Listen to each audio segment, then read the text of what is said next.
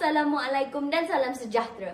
Nama saya Siti Nur Arsha Syukur Al-Masri dari SMK Damansara Jaya.